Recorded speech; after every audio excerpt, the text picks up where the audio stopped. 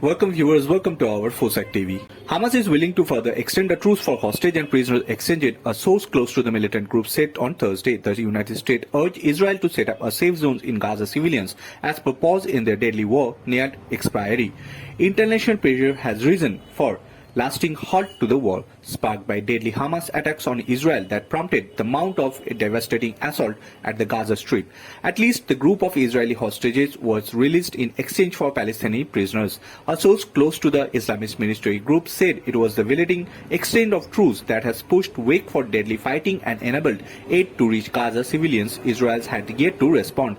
With the current truce nearing expiry early Friday following a 7-day pause, U.S. Secretary of State Antony Blinken urged extension after meeting with leaders in Israel and the occupied West Bank. Clearly, we want to see the process continue to move forward. The told reporters tell AVIV, we want the 8th day and beyond. Israel must place humanitarian civilian protection plan in the minimize further casualties in innocent Palestinians, he said, including by clearly and precisely designing areas and places of southern and central Gaza where can be safe and out of line for fire. A source of close to Hamas we asked not to named because they were not authorized to speak to the media told AFP that Islamist movement was willing to extend the truce. The mediators are currently making strong, intense and continuous effort for additional day in the truce and then working to extend it again for the days, the sources said. International bodies have called for more time and allow medical supplies, food and fuel into Gaza after fierce combat and bombardment sparked by Hamas' bloody October 7 attacks on Israel.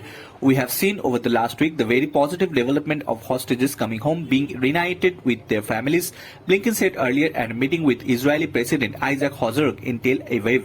They all enable increase the humanitarian assistance to go in innocent civilians in Gaza who need it desperately. So the process is producing result. It's important and we hope that it can continue.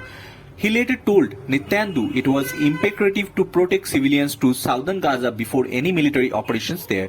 Before the truce, Israeli ground and air forces had pounded Gaza, forcing an estimate of 1.7 million people, around 80% of the Hamas-run territory population, to leave their homes and limiting the entry of food, water, medicine and fuel, according to UN. The initial 4-day truce has been extended for 3 days following work by international mediators led by Qatar. Israel has, however, vowed to continue with its offensive to destroy Hamas once the truce process has run its course. We swore to eliminate Hamas and nothing will stop us, Israeli Prime Minister Benjamin Netanyahu said in a video released by his office after meeting with Blinken. Hamas freed 2 Israeli women hostages in latest round of exchange under the existing truce, followed by 6 more hostages later this evening, according to Israeli authorities. Qatari officials mediating the conflict said those 8 people included nationals of Mexico, Russia and Uruguay. 2 other Russian-Israeli dual citizens were released on Wednesday night, the part of group of 10 scheduled for Tuesday. In exchange, 30 Palestinian prisoners were released from Israeli jails, prisoner authorities said, including 23 minors and 7 women. Karan Sham had called on the world leaders to help free her baby in press conference on October 17, days after the Hamas attack. I hope their truce reams, the peace prevails and we all go back home. The violence in Gaza also raised tension in the West Bank where nearly 240 Palestinians have been killed by Israeli soldiers to settle since October 7, according to the Ramah Bas Palestinian Health Ministry. 2 gunmen who police said were from Angst, East Jerusalem, were shot dead at the scene, a bus stop in the western part of the city. Separately, 2 Israeli soldiers were slightly injured in a ramming attack on checkpoint to occupied West Bank on Thursday. An army said, adding the assailant has also been shot and neutralized. Bureau report for SAC TV.